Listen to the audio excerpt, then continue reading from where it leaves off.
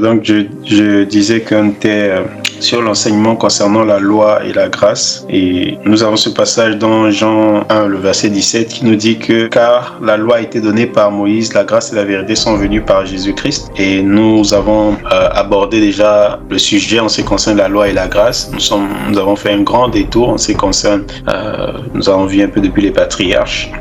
Et là, nous allons revenir comment la loi a été donnée. Et parce que Jean nous dit la loi a été donnée par Moïse. Donc, nous avons vu les patriarches depuis Abraham. Et on a vu un peu le peuple d'Israël, comment il est né, comment il a été divisé, comment il a été amené en déportation. Et là, par la grâce du Seigneur, nous allons voir comment la loi a été donnée par Moïse et comment la grâce et la vérité sont venues par Jésus-Christ. Voilà, de façon un peu plus détaillée. Donc, Jean chapitre 1, le verset 17, c'est Jean-Baptiste qui parle après l'évangile de Jean. Et Jean dit, car la loi a été donnée par Moïse, la grâce et la vérité sont venues par Jésus-Christ. Nous avons dit que Jean, en tant que prophète, quand il fait bien la différence entre le fait que la loi a été donnée par Moïse, mais la grâce et la vérité sont venues par Jésus-Christ. Et il a fait cette nuance. Il n'a pas dit la loi a été donnée par Moïse, la grâce et la vérité ont été données par Jésus, mais il dit qu'elles sont venues par Jésus. Nous avons dit qu'il y a une différence entre le fait que Christ a apporté la grâce et la vérité et le fait qu'il soit le dispensateur de la grâce et de la vérité. Il est venu avec, mais il a établi des dispensateurs. Donc on va aussi voir pourquoi Christ est venu avec cette grâce et cette vérité, mais ce n'est pas lui qui a été le dispensateur de la grâce et de la vérité, quoi qu'il soit le véritable dispensateur, on est d'accord? Mais il a établi des dispensateurs. Donc pour faire rappel déjà, en ce qui concerne la loi, nous avons parlé justement que la grâce et la vérité, ça ne veut pas dire que c'est l'absence de loi. Et voilà, Christ est venu avec sa loi. Moïse est venu avec la loi de Moïse, voilà, et il a donné au peuple. Mais Christ est venu avec sa loi. Et c'est ce que nous voulons aussi montrer par l'Écriture, que Christ est venu avec sa loi. Et cette loi-là, c'est une autre loi. Il y a eu complètement un changement de loi. On le verra, comme l'auteur aux Hébreux nous l'a bien expliqué. Le sacerdoce ayant été changé, Christ a changé la loi. Il est venu avec une loi beaucoup plus supérieure. Donc nous avons expliqué que nous sommes sous la loi de l'esprit de vie, selon Romains chapitre 8, le verset 1 à 2. La loi de l'esprit de vie qui est en Jésus-Christ nous a affranchis de la loi du péché et de la mort. Donc on dit la loi de l'esprit de vie, c'est-à-dire la loi qui nous met en communion avec l'esprit et qui nous communique la vie, qui est la loi de Christ. On peut appeler encore littéralement la loi de l'esprit de vie ou encore la loi de Moïse et la loi de Christ, comme nous l'a dit Paul au verset 2 dans Galates chapitre 6, il écrit « Portez les fardeaux des uns des autres et vous accomplirez ainsi la loi de Christ ». Donc Christ a une loi que nous devons accomplir et cette loi-là, bien sûr, elle est accomplie dans l'amour. Nous avons dit que l'amour accomplit la loi. Que ce soit la loi de Moïse, elle devait être accomplie dans l'amour. La loi de Christ aussi, pareil, elle s'accomplit dans l'amour. L'amour accomplit toute la loi, que ce soit la loi de Moïse, que ce soit la loi de Christ. Et c'est pourquoi, bien sûr, Christ nous a donné ce commandement, aimez-vous les uns les autres comme je vous ai aimé. Et ce commandement résume toute la loi de Christ, tout son enseignement. Et nous avons dit que c'est un commandement général, mais maintenant, la manière d'aimer, elle nous est détaillée par d'autres commandements. Et les autres commandements nous amènent simplement à pratiquer l'amour. C'est ce que nous avons dit, que le commandement, c'est une incitation à la pratique de l'amour. Quand le Seigneur dit tu ne commettras point d'adultère, ou bien tu ne dois pas convoiter, ou bien qu'on ne doit pas justement se mettre en colère sans cause contre notre prochain, c'est une façon pour nous de pouvoir manifester l'amour à l'égard de notre prochain. Ouais. Et donc le but du commandement, c'est l'amour. Le but pour lequel le commandement est donné, chaque commandement de la parole du Seigneur, nous ne devons pas négliger. Mais ça nous aide à pratiquer l'amour de Dieu, à accomplir la loi de Christ. Ouais. Donc ce que nous avons expliqué par la grâce du Seigneur. Donc si mon frère Emma, tu peux m'aider dans la lecture s'il te plaît. Dans Deutéronome chapitre 18, le verset 15 à 19, on va expliquer la loi a été donnée par Moïse et la grâce et la vérité sont venues par Jésus-Christ. Verset 15. L'Éternel, ton Dieu, te suscitera du milieu de toi d'entre tes frères un prophète comme moi, vous l'écouterez. Il répondra ainsi à la demande que tu fis à l'Éternel, ton Dieu, à Horeb, le jour de l'assemblée, quand tu disais que je n'entende plus la voix de l'Éternel, mon Dieu, et que je ne vois plus ce grand feu afin de ne pas mourir. L'Éternel me dit, si ce qu'ils ont dit est bien. Je leur susciterai du milieu de leurs frères un prophète comme toi. Je mettrai mes paroles dans sa bouche et il leur dira tout ce que je lui commanderai. Et si quelqu'un n'écoute pas mes paroles, qui dira en mon nom, c'est moi qui lui en demanderai le compte. Amen. Donc, vous voyez, Deutéronome chapitre 18, le verset 15, le Seigneur parle à Moïse et Moïse va donner les paroles du Seigneur au peuple d'Israël en disant que le Seigneur suscitera du milieu de toi, d'entre tes frères, un prophète comme moi. Vous l'écouterez. Vous voyez? Donc, un prophète comme qui? Comme Moïse. Ça, c'est important à retenir déjà. Que Dieu devait susciter en Israël, parmi les Juifs, un prophète comme Moïse. Et il est ajouté, vous l'écouterez. C'est un commandement de la loi aussi. Ce prophète-là doit être écouté. Et maintenant, il dit, il répondra ainsi. Donc, le Seigneur répondra ainsi à la demande que tu fis, donc il parle au peuple, que tu fis à ton Dieu, à Horeb, le jour de l'assemblée, quand tu disais, je n'entendrai plus la voix de l'Éternel, mon Dieu, et que je ne vois plus ce grand feu afin de ne pas mourir. L'Éternel me dit, ce qu'ils ont dit est bien. Je leur susciterai du milieu de leurs frères un prophète comme toi. Je mettrai mes paroles dans sa bouche et il dira tout ce que je lui commanderai. Et si quelqu'un n'écoute pas mes paroles qu'il dira en mon nom, c'est moi qui lui demanderai des comptes. Donc le Seigneur est clair, il dit que le jour que je vous ai fait connaître la loi, parce que c'est dans Deutéronome 19 là-bas, 19-20, où le Seigneur a convié cette assemblée sur la montagne de s'approcher de la montagne justement de Sinaï, là où la loi devait être donnée, là où la loi a été donnée justement. Et le Seigneur est descendu avec des tonnerres, avec des éclairs. Vous savez, la loi produit la colère. C'était une image aussi de la colère. Dieu donnait la loi étant en colère. Vous voyez. Et c'est pourquoi la loi ne peut produire que la colère. C'est suite aussi à leur transgression que Dieu leur a donné la loi. Parce que Dieu ne leur a pas donné la loi. Dieu leur a donné la loi, je pense, le 3e mois. Ils ont marché d'abord 3 mois avant que Dieu ne leur donne la loi. Donc Dieu leur a fait sortir par la foi. Ils ont marché par la foi. Mais quand l'incrédulité s'est installée, Dieu a donné la loi. Et il a donné la loi dans la colère. Et c'était pour montrer déjà que quiconque s'attache à la loi, ne peut pas plaire à Dieu. Il va toujours provoquer la colère du Seigneur. Et donc ce peuple-là, la loi de Moïse bien sûr, ce peuple-là, ce jour où ils recevaient la loi, c'était tellement terrifiant pour eux qu'ils ont dit non, nous ne voulons plus écouter Dieu, que Moïse soit l'intermédiaire et qu'il nous donne les paroles de Dieu et que nous ne mourions pas. Et donc le Seigneur dit, ce que ce peuple a dit c'est bien, qu'il ne m'écoute pas directement, mais qu'il y ait un médiateur. Ce jour-là ils avaient choisi Moïse, mais Dieu dit que non, c'était une prière qu'ils avaient faite, mais Dieu va leur donner le véritable Moïse, c'est-à-dire un prophète comme Moïse. Et là, sur la montagne, Moïse prenait les paroles de Dieu et Moïse donnait les paroles de Dieu au peuple. Mais là, Dieu va dire que il va susciter un prophète comme Moïse qui va venir aussi. Ce jour-là, Moïse prenait la loi de Dieu, la loi du Seigneur, et il donnait au peuple. Donc Dieu explique que il va arriver un temps où il va susciter un prophète comme Moïse qui va recevoir la loi de Dieu et qui va la donner aussi au peuple. Vous voyez? C'est ça en fait. Qui va la transmettre au peuple, qui va descendre avec la loi du Seigneur. Et c'est ce que Moïse a fait. Moïse a reçu la parole de Dieu et Moïse est descendu. Il est venu avec cette parole pour la donner au peuple. Vous voyez? Et donc ça c'est important déjà de retenir qu'il y a deux prophètes dont Dieu parle. Il y a Moïse, le prophète, qui est venu avec sa loi, c'est-à-dire Dieu lui a donné la loi et il est venu avec. C'est Dieu qui l'a donné à Moïse. Moïse est venu avec, mais Moïse ne l'a pas encore donné comme dispensation au peuple. On verra un peu plus tard. Mais là, la loi a été bien sûr donnée, mais l'alliance n'a pas été inaugurée. Quoique la loi eût été donnée de la part du Seigneur. Les paroles du Seigneur ont été mises dans la bouche de Moïse. Et donc, du coup, ce que je voulais qu'on retienne par la grâce du Seigneur, c'est qu'il y a deux prophètes qui viennent avec deux lois. Le deuxième qui vient, c'est-à-dire Christ, il doit être semblable à Moïse. Semblable à Moïse, en ce que vous savez que Moïse, en ce moment-là en Israël, c'était un roi. Selon le Deutéronome 33, Moïse était roi en Israël. Et Moïse aussi, c'est celui qui a délivré le peuple. Donc, il devait avoir justement la capacité de pouvoir délivrer le peuple, d'être un libérateur, d'être un roi aussi. Et d'être en même temps un prophète, comme Moïse, qui parle avec Dieu face à face sur la montagne. Vous avez vu le Seigneur dans Matthieu chapitre 17, parle avec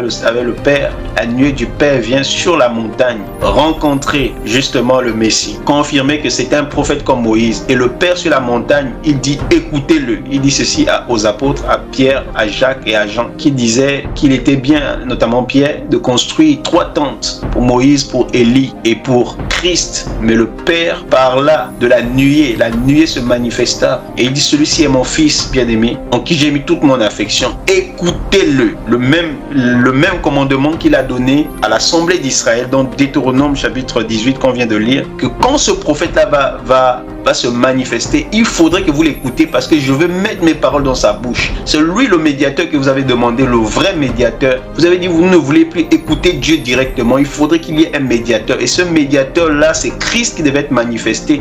C'est pourquoi Hébreux chapitre 1 nous dit: Dieu autrefois a parlé à nos pères par les prophètes, mais dans ces derniers temps, il nous a parlé par le Fils.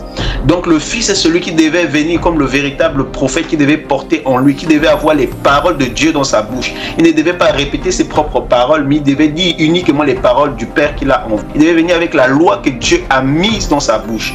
Et quand Christ est venu, il n'a pas parlé de son propre chef, mais il a parlé en fait en révélant la parole du Seigneur, en donnant les oracles de Dieu. Il disait dans Jean chapitre 12, le Seigneur dit: je ne parle pas de mon chef, mais je dis toutes les paroles que le Père m'a prescrit. Tout ce que le Père m'a prescrit, c'est ce que je répète. Le Christ était là pour répéter les paroles du Père. Ouais.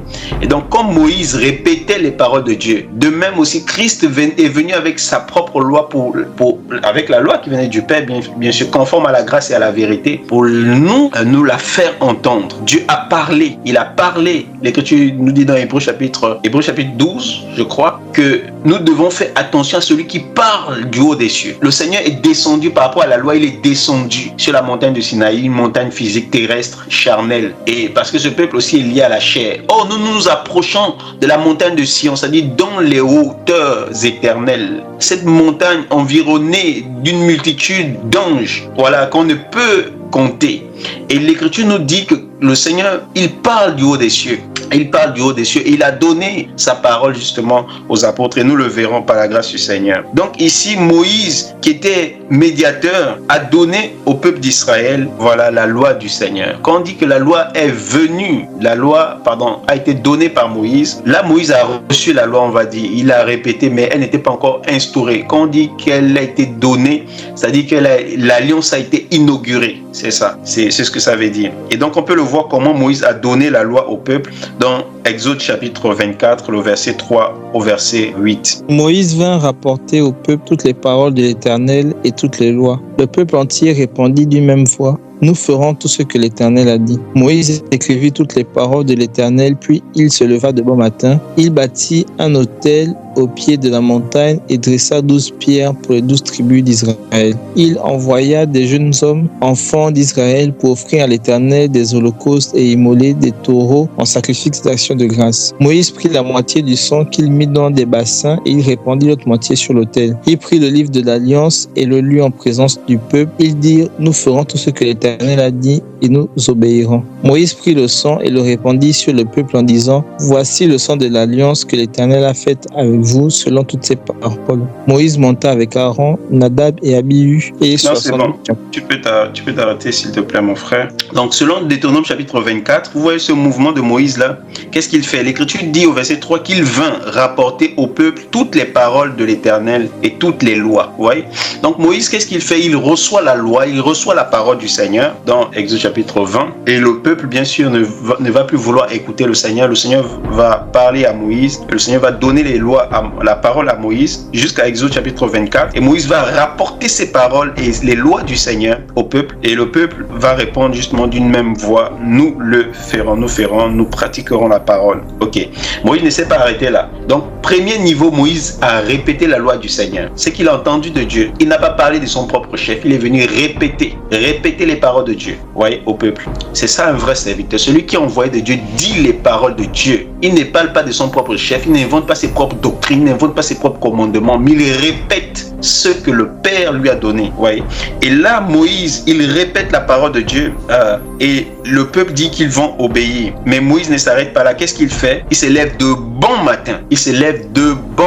Qu'est-ce qu'il fait? Il bâtit l'autel. Il met 12 pierres. Ce sont les 12 fondements selon les 12 tribus de la maison d'Israël.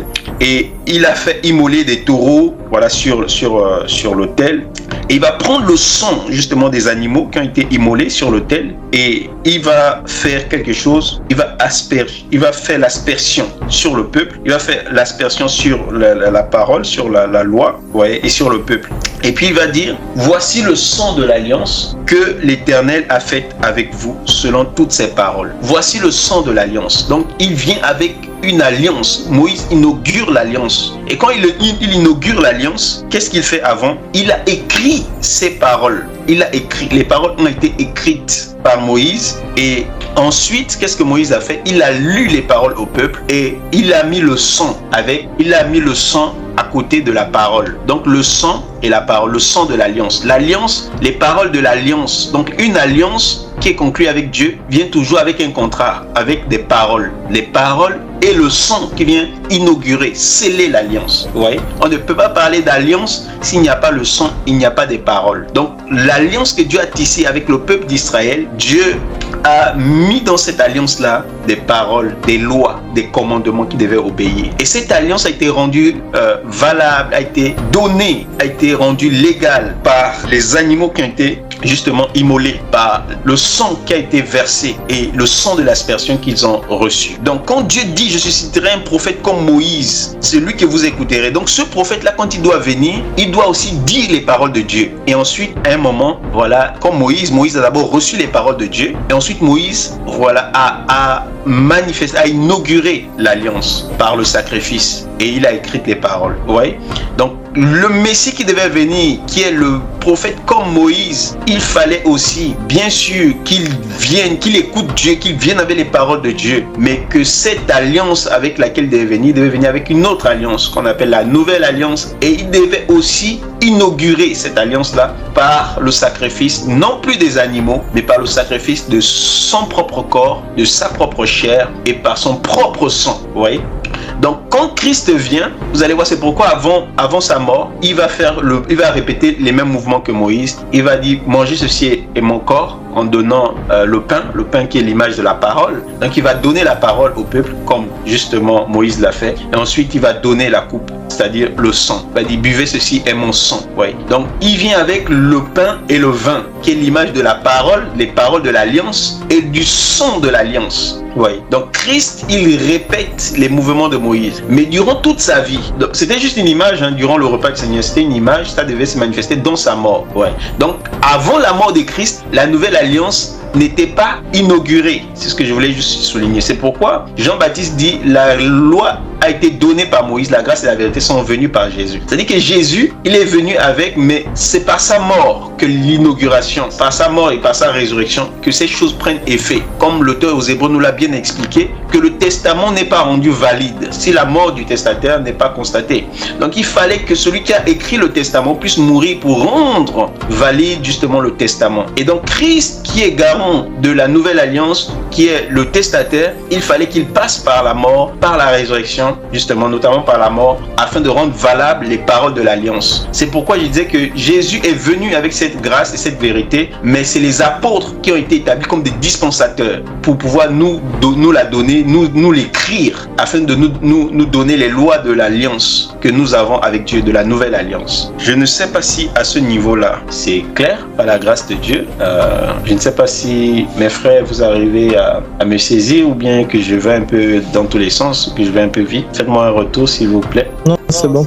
Ouais, pour moi c'est bon aussi. Ok. Et ça c'est bon? C'est bon pour toi aussi, allez? Oui, c'est bon, désolé pour moi, mais c'est bon. Ok, que le Seigneur soit béni, pas de souci. Donc, le prophète qui devait venir avec une autre loi. Donc, ce que je vais souligner, c'est que la loi de Christ et la loi de Moïse sont différentes. Et nous sommes sur une loi, comme on l'a vu, la loi de l'esprit de vie, ou encore la loi de Christ. Et les Juifs, eux, ils étaient sur notre loi, parce que l'alliance que Dieu a tissée, la première alliance avec Moïse, c'était uniquement avec les 12 tribus, avant qu'elles ne se divisent, avant qu'elles ne soient menées en déportation. Et nous n'étions pas là. Et nous avons déjà vu comment nous, les nations, nous sommes rentrés dans la nouvelle alliance. Nous avons anticipé par mesure de précaution pour qu'on comprenne bien. Nous avons vu que la promesse avait été faite en Abraham et que nous sommes rentrés par la foi parce que Dieu nous avait fait cette promesse en Abraham. Parce qu'il a fait la promesse pour toutes les nations, pas seulement pour les Juifs, parce que les Juifs n'existaient pas encore à cette période-là, lorsque Dieu a fait la promesse à Abraham que toutes les familles de la terre seront bénies en ta postérité. Donc ici, il fallait que la postérité soit manifestée afin que toutes les familles de la terre puissent croire.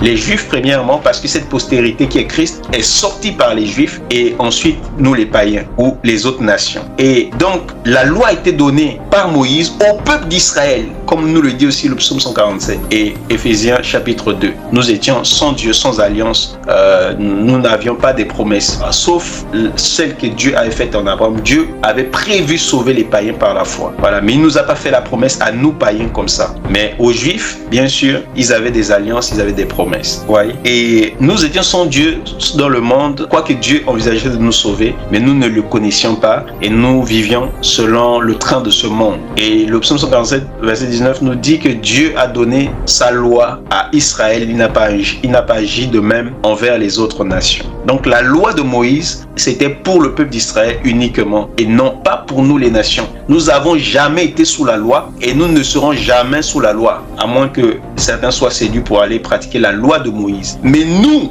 Dieu nous a fait directement entrer dans l'alliance que sa postérité a manifestée. Parce que ce que Dieu avait dit à Abraham, c'est que je bénirai toutes les familles de la terre en ta postérité, cette postérité qui est Christ.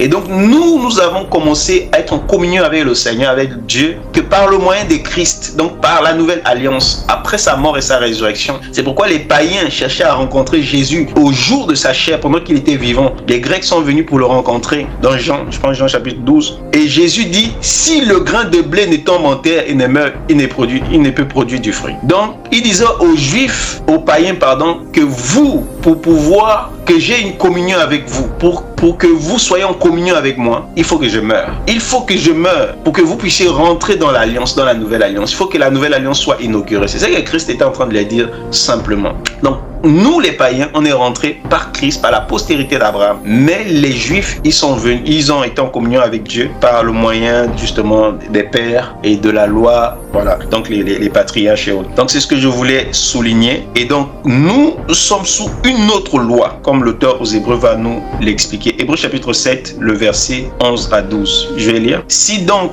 la perfection avait été possible par le sacerdoce lévitique, car c'est sur ce sacerdoce que repose la loi donnée au peuple. Qu'a-t-il encore besoin qu'il parût un autre sacrificateur selon l'ordre de Melchisédek et non selon l'ordre d'Aaron? Car le sacerdoce étant changé, nécessairement aussi il y a un changement de loi. Je vais relire le verset 12, Hébreux chapitre 7, verset 12. Car le sacerdoce étant changé, nécessairement il y a un changement de loi. Donc, le sacerdoce lévitique a changé et l'auteur aux Hébreux nous dit, vous voyez, le sacerdoce ayant été changé, nous ne sommes pas sous le sacerdoce selon Lévi, mais nous sommes sous le sacerdoce selon Christ, selon Melchisédek, selon l'ordre de Melchisédek, donc le sacerdoce royal. Et ce sacerdoce-là, il n'est pas pareil que le sacerdoce lévitique. Comme le sacerdoce a changé, il nous fait savoir qu'il y a nécessairement un changement de loi. C'est-à-dire que Christ qui est venu, il est venu avec un nouveau sacerdoce, il est venu aussi avec une nouvelle loi. Ce n'est plus semblable à la loi de Moïse, ce n'est plus semblable justement au sacerdoce selon Moïse. Bien sûr, il y a des similitudes, on peut trouver des prêtres partout, mais dans la loi de Moïse, par exemple, les prêtres n'étaient que des hommes. Mais dans la loi de Christ, dans le sacerdoce de Christ, les prêtres sont des hommes et des femmes. Vous voyez, quoi qu'on retrouve le mot prêtre, mais c'est pas pareil. Voilà, ça peut sembler pareil, mais c'est pas pareil. Dans le sacerdoce lévitique, tous n'étaient pas des rois, mais dans le sacerdoce royal, dans le sacerdoce de Christ, nous sommes tous au roi et nous sommes tous sacrificateurs. Et nous offrons tous des sacrifices. Or, dans la loi de Moïse, dans le sacerdoce lévitique, il n'en était pas ainsi. Il n'y avait que des prêtres, donc des hommes qui offraient des sacrifices. Ouais. Donc, c'est pas pareil, mais il peut y avoir des similitudes, des mots qui reviennent, des termes qui reviennent. Et donc, c'est ce que je voulais juste vous montrer, qu'il y a deux lois. Il y a la loi de Christ et la loi de Moïse. Et la loi de Christ, la loi de Moïse est venue par Moïse et elle a été donnée par Moïse et l'alliance a été inaugurée par le sang des animaux. Mais la loi de Christ est venue par Christ, comme on va le voir dans Matthieu chapitre 5, comment Christ a posé sa loi, sa doctrine. Nous avons déjà expliqué que la loi veut encore dire la Torah, ça veut encore dire la doctrine ou encore l'enseignement. Donc Christ a posé son enseignement, il a posé sa doctrine, il a posé sa Torah dans Matthieu chapitre 5. à partir de Matthieu chapitre 5 jusqu'à Matthieu chapitre 7, voilà le verset 28 à 29, le Seigneur pose sa doctrine, il pose sa Torah, il pose son enseignement. Donc il est venu avec cela. Et c'est les apôtres qui nous ont donné cela. Parce que ce sont eux qui ont été établis comme des dispensateurs. Donc si on peut lire Matthieu chapitre 5 à partir du verset 1, s'il te plaît mon frère Emma, s'il te plaît. Matthieu 5, verset 1 à 2. Et puis mon frère Nathan, si tu peux nous prendre aussi Matthieu chapitre 7, verset 28 à 29 en même temps, après, s'il te plaît. Donc Matthieu 5, 1 à 2. Voyant la foule, Jésus monta sur la montagne, et après qu'il se fut assis, ses disciples s'approchèrent de lui, puis ayant ouvert la bouche, il les enseigna et dit. Donc, le frère Nathan, tu pourras prendre. L'Écriture dit que Jésus est monté sur la montagne. Vous voyez? Et il est monté sur la montagne. Voici vous savez que Moïse, il était sur la montagne, il recevait les paroles, il donnait au peuple. Donc le Seigneur vient, il répète, il monte sur la montagne. Quand il veut poser la doctrine, donner sa loi, il monte aussi sur la montagne. Le peuple s'approche en bas et il commence à donner sa doctrine, à donner sa loi, sa Torah, son enseignement. Au chapitre 7, le verset 28 à 29. Matthieu 7, verset 28. Après que Jésus eut achevé ses discours, la foule fut frappée de sa doctrine, car il enseignait comme ayant autorité et non pas comme leurs scribes. Voilà. Donc, quand Jésus eut achevé ce discours, la foule fut frappée de sa doctrine, ou encore de sa Torah, ou encore de sa loi, ou de son enseignement. Parce qu'il n'enseignait pas comme les scribes, qui enseignaient doucement un peu. Mais lui, quand il est venu à son enseignement, il enseignait comme ayant autorité, ou bien avec autorité. Il enseignait avec autorité, le Seigneur avec hardiesse. Et les gens furent frappés de sa doctrine, furent frappés de son enseignement, furent frappés de sa Torah. Et il a commencé dans Matthieu chapitre 5, il monte sur la montagne. Dans Matthieu chapitre 7, il finit son enseignement. Dans Matthieu chapitre 8, au premier verset, il pense, il descend de la montagne.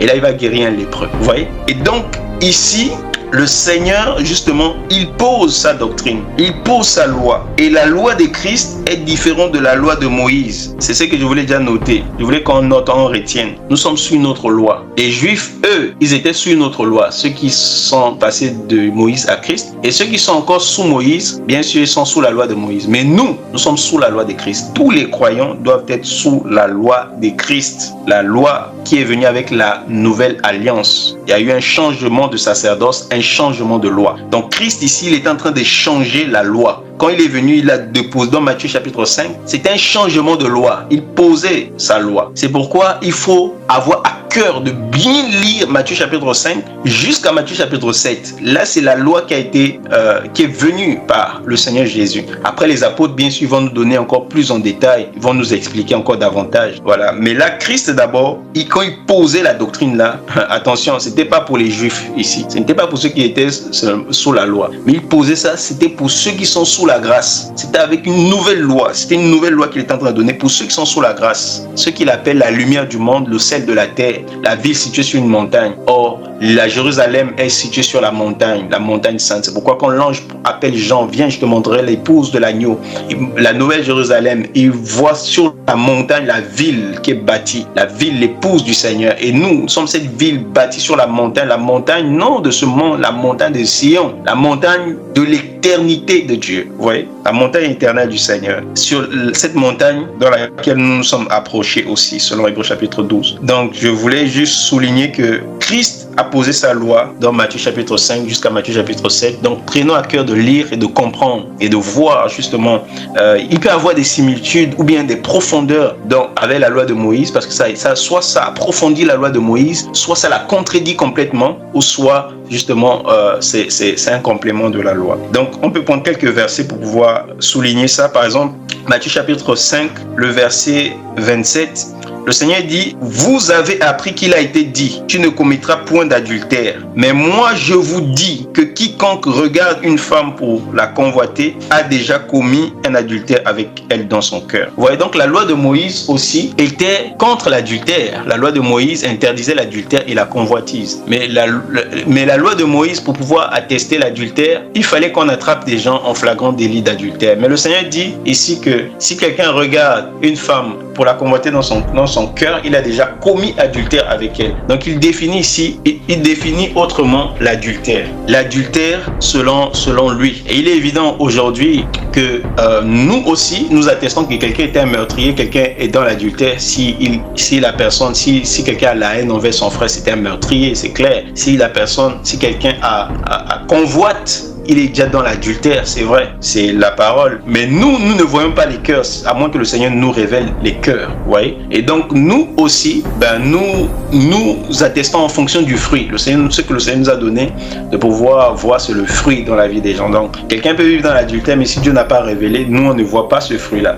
Mais le fruit sera manifesté, bien sûr, parce que c'est de l'abondance du cœur que parle la bouche, et c'est du cœur que viennent tous les péchés. Donc, un péché qui est dans le cœur, il va finir par se manifester. Et nous, c'est par la manifestation du péché que nous voyons que cet homme justement est dans l'adultère. Je dis ça parce que voilà, derrière le Seigneur a enseigné aussi sur la répudiation. Il a donné une loi sur la répudiation et sur le divorce. Il dit au verset 31, il a été dit que celui qui répudie sa femme lui donne une lettre de divorce. Mais moi je vous dis que celui qui répudie sa femme, sauf pour cause d'infidélité, l'expose à devenir adultère. Et que celui qui épouse une femme répudiée commet un adultère. Vous voyez? Donc le Seigneur vient contredire la loi de Moïse. Il vient contredire en tout cas un aspect de la loi de Moïse. Parce que Moïse dit que si une femme ne trouve pas grâce à tes yeux, toi le mari, tu peux la répudier. Pour n'importe quel motif, tu la répudies et tu lui donnes une lettre de divorce. Et quand elle part, elle a le droit de se marier. Toi aussi, tu as le droit de te marier. Ouais, parce qu'elle a été attesté le divorce, tu l'as répudié. Pour n'importe quel motif, si elle n'a pas trouvé grâce à tes yeux,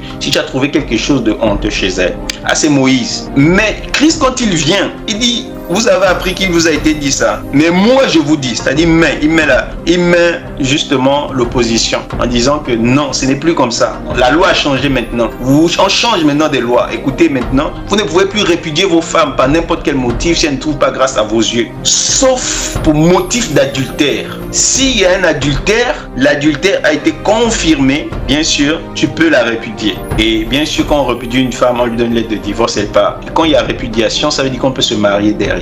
C'est quelque chose que je voulais souligner. Donc le Seigneur dit que c'est le seul motif valable pour pouvoir répudier sa femme, c'est l'adultère. Vous devez enlever tous les autres motifs. Donc si elle n'est pas soumise, si elle a un comportement de crabe ou bien de dragon ou bien de Jézabel, maintenant tu dois la supporter. Si elle n'a pas commis adultère, tu dois la supporter.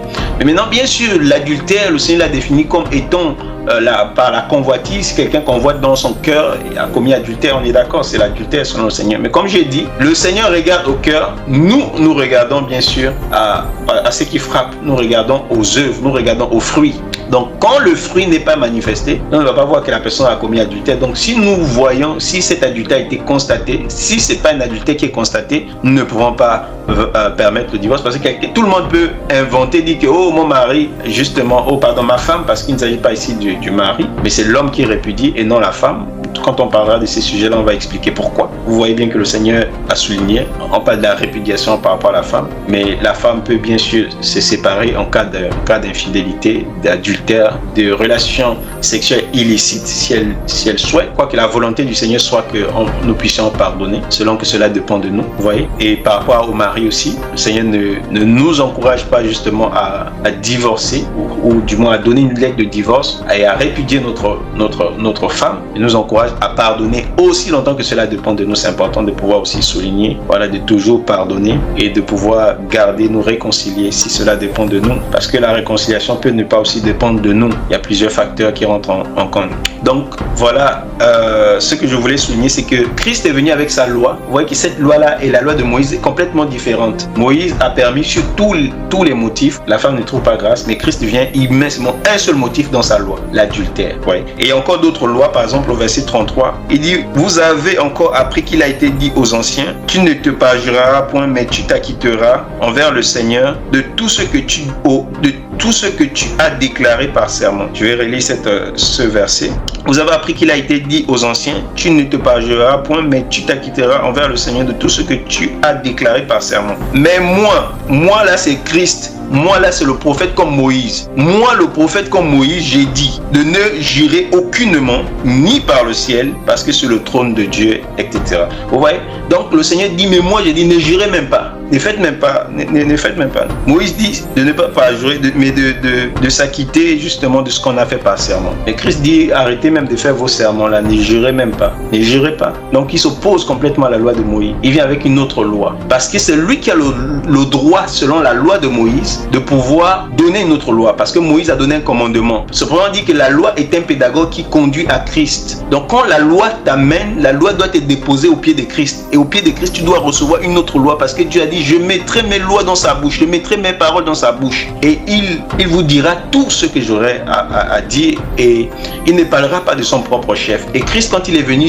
donner une autre loi, il est venu donner les paroles de Dieu. Donc Christ ne contredit pas la loi, mais il est l'accomplissement de la loi parce que la loi prévoyait un prophète comme Moïse. Et la loi a dit, c'est lui que vous devez écouter, vous devez l'écouter. Donc quelqu'un qui obéit à la loi et qui change de loi, en fait, il ne fait qu'obéir à Dieu, il ne fait qu'obéir à la loi de Moïse. C'est pourquoi Christ va dire ceci aux Juifs. Si on peut prendre Jean chapitre 5. Parce que les Juifs là, ont passé leur temps à dire qu'ils contredisaient Moïse. C'est pourquoi ils le disaient. Ils prenaient cet enseignement que Christ a posé, cette loi, cette Torah, cette nouvelle Torah. Et ils disaient à Christ, mais pourquoi Moïse nous a dit ceci? Pourquoi Moïse nous a dit cela? Pourquoi Moïse dit ceci? Mais toi tu dis quoi? Vous voyez, ils passaient leur temps à chercher à montrer clairement que mais cet homme-là, il viole véritablement Moïse. Mais il ne comprenait pas que c'est la loi elle-même qui les recommandait de pouvoir obéir à Christ et de se soumettre à sa loi. Vous voyez? C'est pourquoi Christ va leur parler ouvertement et il va leur dire que vous, si vous croyez à Moïse, si vous croyez aux écrits de Moïse, vous croirez aussi en moi. Vous sondez les Écritures, vous pensez trouver en elle là, mais vous ne voulez pas venir à moi, parce qu'en fait, c'est moi, elle rend témoignage de moi, c'est-à-dire que si vous vous attachez à la loi de Moïse va vous conduire à Christ. Elle va vous conduire au prophète qui est comme Moïse, que vous étiez en train d'attendre. Quand Jean-Baptiste est venu, ils sont venus voir Jean-Baptiste, ils ont dit, es-tu le prophète? Jean-Baptiste a dit, je ne le suis point. Oh, ce prophète qu'ils attendaient là, c'était le prophète qui est comme Moïse. Ce prophète qui devait venir aussi avec la loi de Dieu, qui devait venir avec les paroles de Dieu dans sa bouche et leur donner, et par lequel Dieu devait parler dans ces temps de la fin. Et c'est par lui que Dieu a parlé. Vous voyez, Jean chapitre 5, si on pourra revenir sur Matthieu chapitre 5, si le Seigneur permet, pour voir d'autres lois. Jean chapitre 5, verset 37 à 40. Le Père qui m'a envoyé a rendu lui-même témoignage de moi. Vous n'avez jamais entendu sa voix. Vous n'avez point vu sa face. Sa parole ne demeure point en vous, parce que vous ne croyez pas en celui qui l'a envoyé. Vous voyez?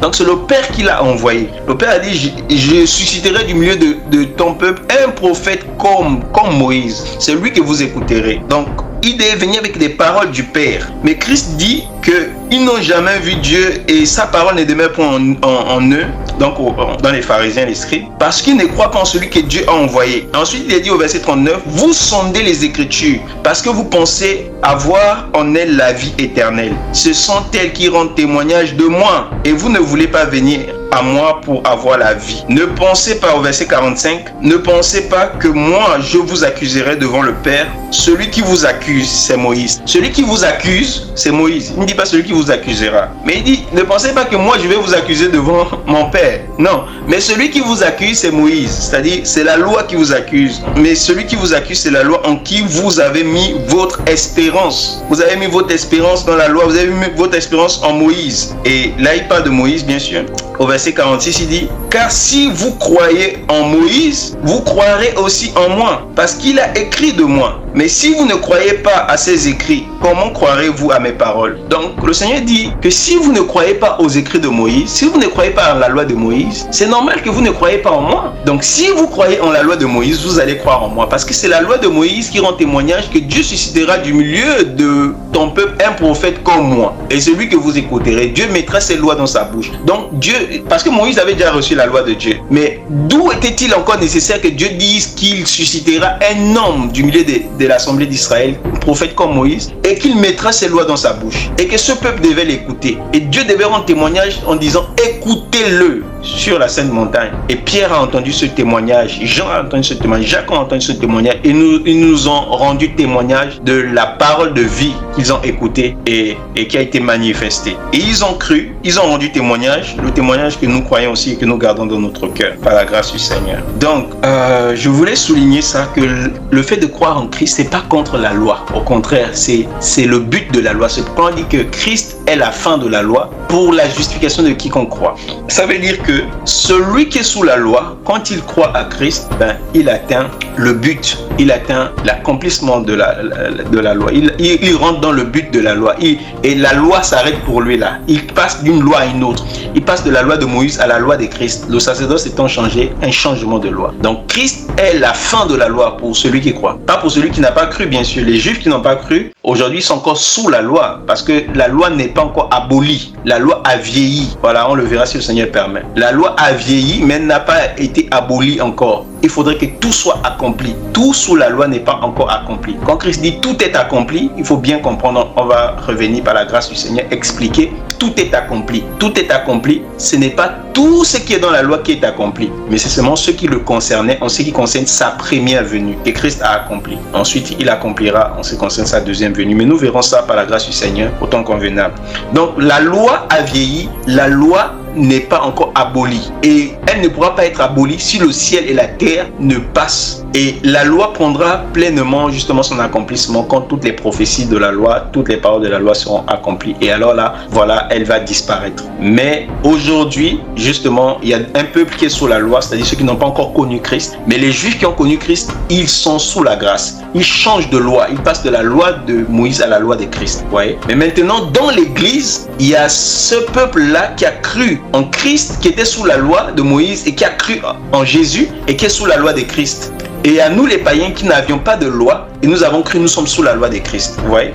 Mais maintenant, il y a deux façons en fait de se tenir dans l'église de Dieu, parce qu'il y a les Juifs et il y a les Grecs. Et Dieu, tellement sage il a suscité aussi pour ces deux catégories de personnes, c'est-à-dire des Juifs et des Grecs, quoi qu'il nous a réunis en un seul corps qui est Christ, mais il a suscité deux apôtres majeurs. C'est pourquoi on ne joue pas avec les écrits de Paul, on ne joue pas avec les écrits de Pierre, parce que Dieu a établi Pierre comme apôtre des circoncis des Juifs, et Dieu a établi Paul comme apôtre des païens, parce que Pierre était un Juif 100%, mais Paul était un païen et était un Juif. Donc le Seigneur l'a sorti des Juifs et des païens pour pouvoir justement reprendre les païens, et Dieu l'a établi apôtre des païens, tu vois, parce que Paul était romain aussi. Et Pierre qui était juif, Dieu l'a établi apôtre des Juifs, et Dieu a mis ses lois dans leur bouche. Il a mis ses paroles. C'est pourquoi le Seigneur a dit que celui qui vous écoute, m'écoute. Celui qui ne vous écoute pas, ne m'écoute pas. Celui qui vous reçoit, me reçoit. Celui qui ne vous reçoit pas, ne me reçoit pas. Donc quand vous recevez Pierre, Jacques, Jean, Pierre, Paul, les apôtres, en quelque sorte, c'est le Seigneur que nous recevons.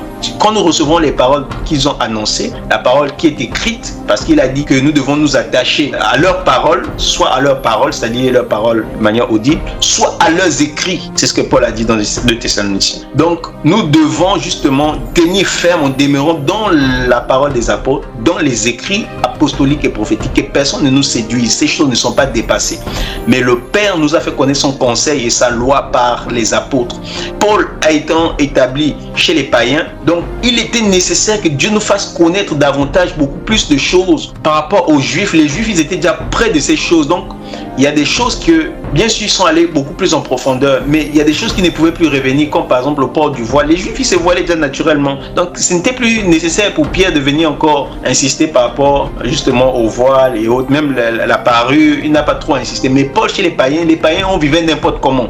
Donc, il était nécessaire que nous puissions recevoir davantage, voilà, par les écrits de Paul, comment se vêtir, comment observer le culte, comment manger, comment faire ceci, par rapport justement à la dispensation de la grâce, conformément au commandement que Dieu nous a donné. Ouais.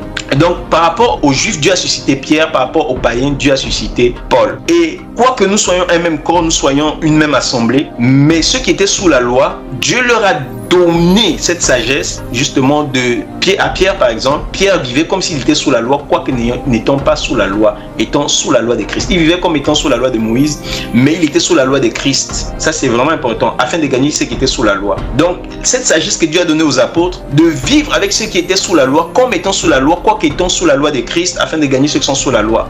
Et ceux qui étaient sans loi, et de vivre comme étant sans loi, justement, afin de les communiquer de la loi de Christ. Donc nous ne devons pas chercher à répartir, à vivre comme des Juifs, comme si nous avons été des Juifs. Non, le Seigneur nous a pris, nous étions sans loi, et c'est bien pour nous parce qu'on reçoit la loi de Christ. Bien sûr, nous étions dans nos traditions, bien sûr, nous étions sous d'autres, nous avons des considérations pour telle ou telle chose. Mais quand on vient, bien sûr, le Seigneur nous fait sortir de toutes ces choses et nous donne la loi de Christ. Et c'est cette loi-là que nous devons obéir. C'est ces commandements, ces statuts du Seigneur que nous devons garder, pratiquer, et par la grâce de Dieu. Donc, les apôtres ont été établis comme des dispensateurs après la mort du Seigneur, la mort et la résurrection du Seigneur, pour pouvoir nous dispenser les paroles de la grâce, pour nous faire connaître le mystère caché de tous les temps, de tous les âges que Dieu a révélé par ses saints apôtres et prophètes en ces temps de la fin, afin qu'ils soient pour l'Église des dispensateurs, afin que par nous, l'Église, les principautés, les autorités, les dominations, les anges puissent connaître la sagesse infiniment variée de Dieu. Son conseil insondable, son conseil justement qu'on ne peut connaître si cela nous est révélé. Et les apôtres nous ont annoncé tout le conseil de Dieu, sans rien cacher. Comme l'a dit notre apôtre et frère bien-aimé Paul, il dit, je vous ai prêché tout le conseil de Dieu. Je vous ai annoncé tout le conseil de Dieu sans rien cacher. Sans rien cacher. Mais aujourd'hui, on veut cacher des choses. On veut cacher, on dit, oh non, cachons ça, cachons ça. Ça, c'est pas bon. Ça divise, ça divise. Non. Il a plu au Seigneur de nous révéler tout son conseil afin que nous puissions justement pratiquer sa parole. Maintenant, c'est à nous de pouvoir la garder. Et le Seigneur nous dit que celui qui m'aime garde mes commandements. Gardons les commandements du Seigneur. Gardons la parole du Seigneur. Et bien sûr, le but du commandement, c'est l'amour. Tout commandement est une pratique d'amour. Toute pratique de tout commandement, c'est l'amour. Vous allez, si on creuse dans chaque commandement, vous allez voir que ça nous aide à pratiquer l'amour. Et c'est l'amour qui accomplit la loi de Christ. La Torah de Christ s'accomplit dans l'amour. Donc, on ne doit rejeter aucun commandement de la parole de Christ. Mais nous devons tout recevoir dans notre cœur et pratiquer par la grâce de Dieu. Amen. Donc, que le Seigneur soit glorifié, que son nom soit béni. Et je vais m'arrêter par là. Que le Seigneur soit glorifié. Que la grâce du Seigneur soit avec tout un chacun.